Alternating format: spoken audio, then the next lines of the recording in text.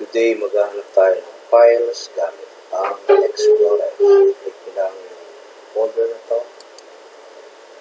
and maximize the window. Hindi tayo maghanap halimbawa sa downloads.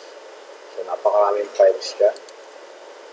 Ngayon, kapag hindi kayo sigurado kung anong hahanapin nyo, you just go to the search button, click here. Halimbawa, you want to look for a file that starts with letter A.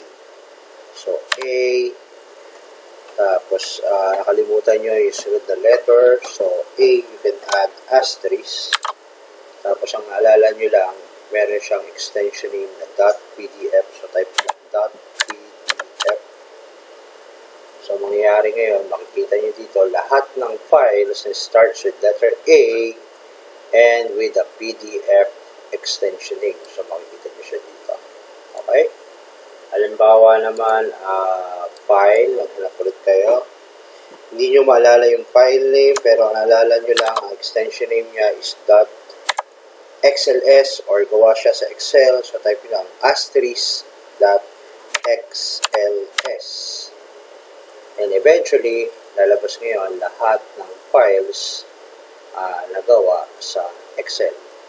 Halimbawa naman, file na mga JPEG file or mga drawings or pictures. So, type nyo lang asterisk. Ibig sabihin, kahit anong file yan, asterisk.jpg.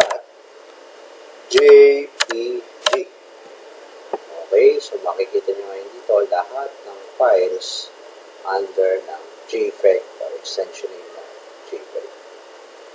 Okay, so ganun lang po. Kapag may sinesearch kayo na file, kung hindi kayo sigurado sa file name, you just type letter B. Alamin nyo lang kung ano extension name. So, dot. Okay. And, halimbawa,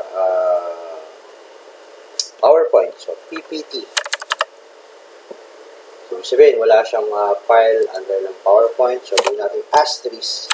Sabihin pa, lahat ng lahat ng files na may extension name ng PowerPoint or PPT, hahanapin mo. May asterisk.ppt. So, hanggang doon lang po. Thank you and bye-bye.